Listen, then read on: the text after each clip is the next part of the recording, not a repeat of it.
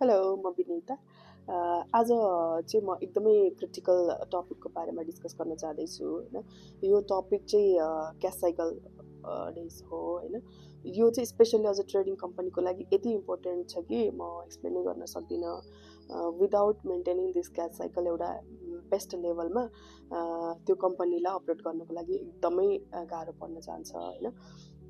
अब cash cycle भनेको के हो त भनेर नै पहिला बुझौँ हैन।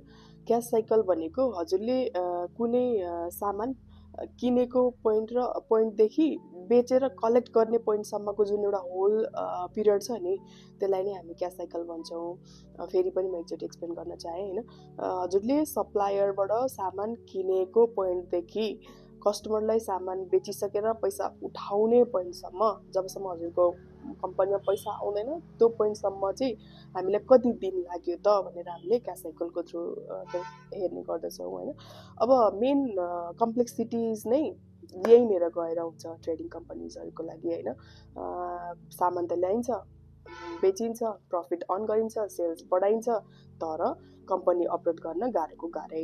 अब त्यो किनभने तपाईँले क्यास साइकलतिर कहिले पनि फोकस गर्दै गर्नुहुन्न, कहाँनिर प्रब्लम लाइक गरिरहेछ भन्ने कुरालाई अन्डरस्ट्यान्डै गर्न सक्नुहुन्न भने obviously there is going to be a problem होइन।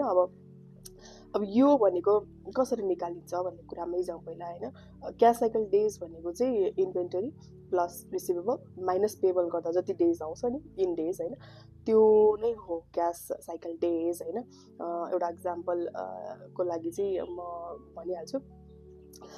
सपोज हाम्रो चाहिँ इन्भेन्ट्री डेज चाहिँ 30 डेज छ है, रिसिभेबल हजुरको 45 डेज छ र पेबल 15 डेज छ भने के हुने भयो इन्भेन्ट्री प्लस रिसिभेबल माइनस हाम्रो पेबल गर्दाखेरि हाम्रो क्यास साइकल कति आउनु गयो 60 डेज भयो है। 60 डेज इज ओके, 2 महिना होइन, 2 महिनामा पैसा उठ्नु इज वर्केबल होइन। तर कहिलेकाहीँ चाहिँ 60 डेजको ठाउँमा गएर हाम्रो 300 डेज 180 डेज भइदिन्छ होइन। त्यो हुने बित्तिकै त हजुरको over the period of time यही कुरा रिपिट भयो भने चाहिँ it is going to be a huge problem होइन। जुन चाहिँ एउटा पोइन्टमा पुगेपछि एकदमै गाह्रो हुन्छ कि सोल्युसन लिएर आउनुको लागि। त्यसले गर्दा अब यसलाई हो यो प्रब्लम हो, कोहीलाई थाहा पनि छ दिस इज द प्रब्लम भन्ने होइन। तर यसलाई चाहिँ कसरी सल्भ गर्ने भन्ने कुरामा पनि फोकस गरौँ होइन। यसको सल्भ गर्ने भनेको हामीले डेजलाई कम गर्नु पऱ्यो नि त। डेजलाई कम गर्नको लागि हामी के गर्छौँ, इन्भेन्ट्रीमा कमभन्दा कम टाइम सामान राख्छौँ, रिसिभेबल को क्रेडिट टर्म्सलाई एकदमै स्ट्रिक्ट बनाउँछौँ र रिसिभेबल एकदमै टाइममा उठाउनलाई हामीले म्याक्सिमम प्रयास गरिन्छ र पेबललाई चाहिँ सकेसम्म पोस्टपोन गर्ने बित्तिकै हजुरको के हुन्छ, हजुरको डेज जुन छ नि inventory plus receivable minus payable गरेर जुन हामी डेज निकाल्छौँ त्यो डेज त ओभियसली कम हुन जान्छ। Shorter the days better for the company होइन, स्पेसली फर ट्रेडिङ कम्पनी यो नै हो। अब यो भित्र ways to make it short भन्ने पनि छ, धेरै वेहरू छ, धेरै स्ट्राटेजिजहरू छ जहाँ हामी मजाले हुन्छ नि प्लान गर्न सक्छौँ र क्यास साइकल डेजलाई राम्रो बनाउन सक्छौँ होइन। तर यो चाहिँ मेरो विचारमा यो चाहिँ ट्रेडिङ कम्पनीको लागि द मोस्ट इम्पोर्टेन्ट कुरा हो होइन।